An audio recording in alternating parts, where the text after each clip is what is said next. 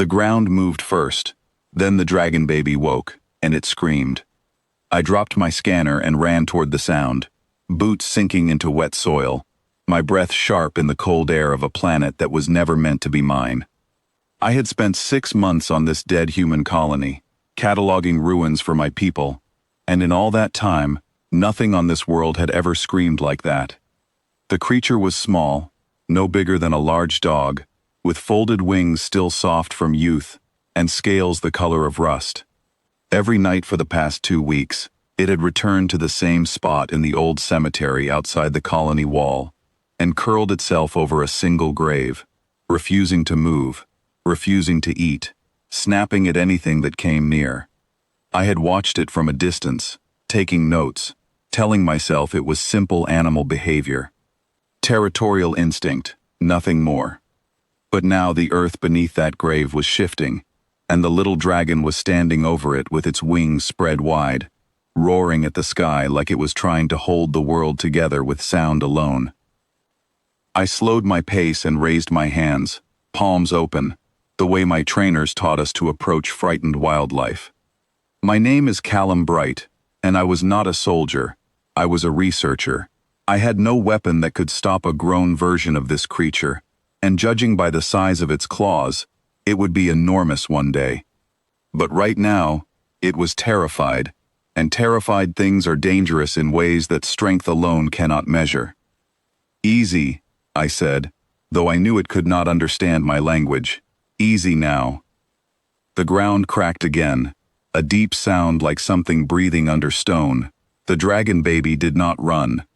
It planted its small feet wider and lowered its head, daring the earth itself to come any closer to whatever lay beneath that grave. I had read the colony records back at the outpost. This grave had no name on its marker, only a series of numbers that matched nothing in the surviving archives.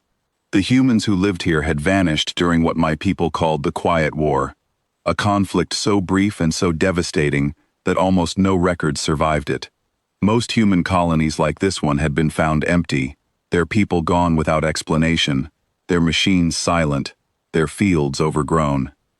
This one was no different, except for one thing: the dragons.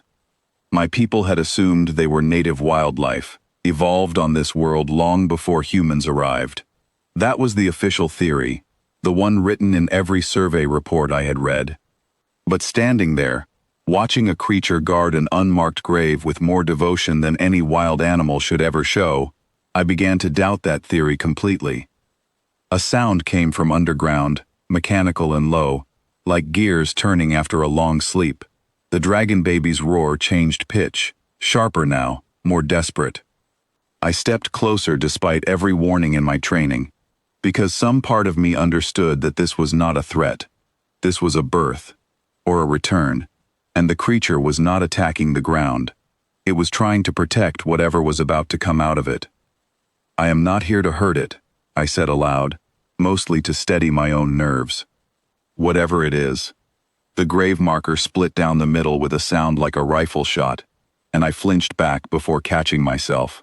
Dust and old soil sprayed outward, and beneath the broken stone, a metal surface caught the moonlight.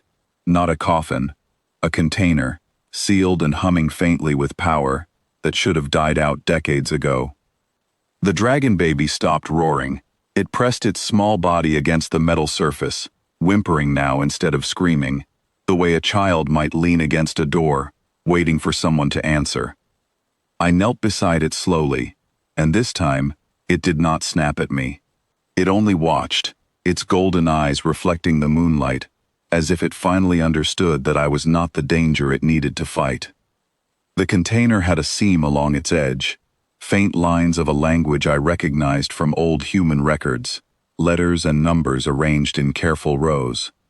I ran my scanner over it, and the device chirped with something I had never expected to find on this world: a power signature, faint but alive. Something inside that container had been running this entire time, quietly, patiently, for who knew how many years. "What are you?" I whispered, "and why has this creature waited for you?" I did not touch the seam. I had learned enough about my people's mistakes on other colonies to know that curiosity without caution gets people killed. Instead, I opened a channel to the outpost and called for my supervisor, a steady voice named Priya Nandan, who had overseen every dig on this world since our survey teams first arrived. Priya, I need you at the old cemetery. Now, bring the medical team and anyone who understands old human tech. Callum, it is the middle of the night. What did you find? I found the reason the dragons never left this place, I said, watching the small creature press its head against the humming metal. I think there is someone alive in here. There was a pause on the line, the kind that told me she thought I had misunderstood my own readings. Alive is a strong word for a grave that has been sealed for decades. The power signature says otherwise. Please hurry. While I waited, I studied the little dragon more closely. Its wings, I now realized, were not simple animal wings. The bone structure beneath the skin followed patterns too precise to be random evolution, too deliberate to be nature's work alone. Someone had designed this creature.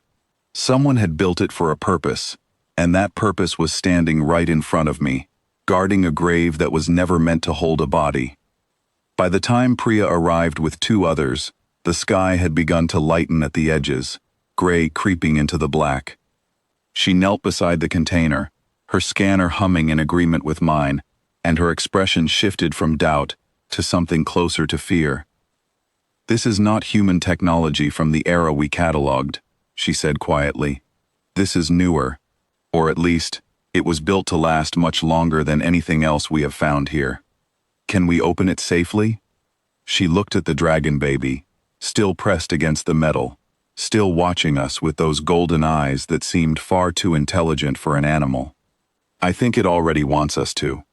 We worked carefully, following the markings along the seam, and after several tense minutes, the container hissed and the lid rose on its own, releasing a cloud of cold vapor into the morning air.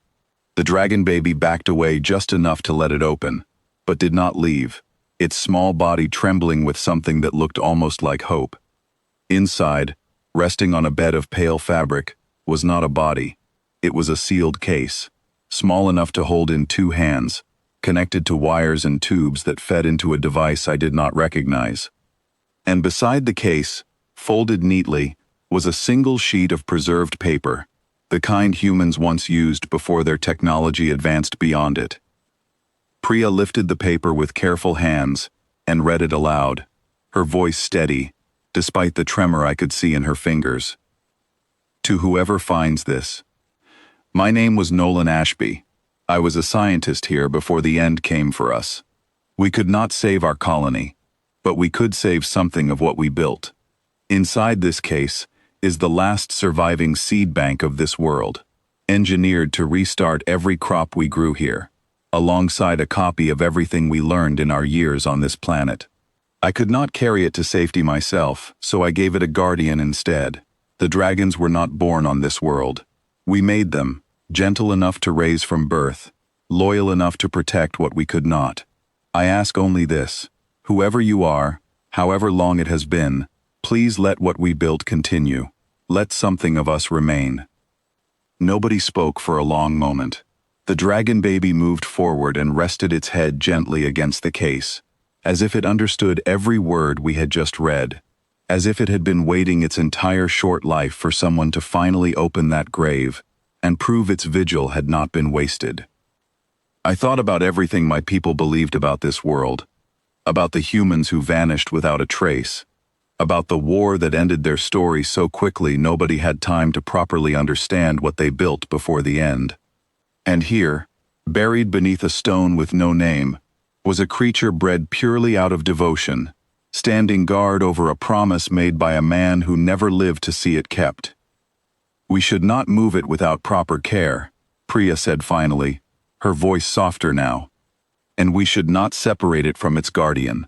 I nodded, watching the little dragon settle beside the case as the sun finally rose over the cemetery, painting the broken grave marker gold. It was not sleeping now. It was resting, finally, the way a child rests once a long and frightening task is finally finished. We spent the following weeks studying what Nolan Ashby had left behind, and every discovery only deepened my respect for a people my own species had once dismissed as extinct and forgotten. They had lost their world, but they had refused to let that loss be the end of the story. They built a guardian that needed no orders, no maintenance, no reward beyond loyalty itself, and they trusted that guardian to wait as long as it took for someone, anyone, to come looking. The dragon baby grew stronger in the months that followed, and it never wandered far from the case it had once guarded alone in the dark. It let us near it now, let us study it, let us learn from it, though it still watched over that small container every single day, as if its duty had not truly ended, only changed shape. I often think about that first night, the ground breaking open beneath a nameless grave, the small creature refusing to run, even as the world shook around it. I think about a man named Nolan Ashby, who knew he would never see the results of his work, and built something anyway, out of nothing but hope and stubborn love for a world he was about to lose. The dragon had not been sleeping on a grave at all. It had been standing guard over a beginning, patient enough to wait through years of silence for the moment someone finally understood what it had been protecting all along. And on quiet nights now, when the wind moves through the colony and the stars are bright over the cemetery, I sometimes see it there still, curled beside the place where it all began, not guarding a memory of loss anymore, but watching over everything that came after.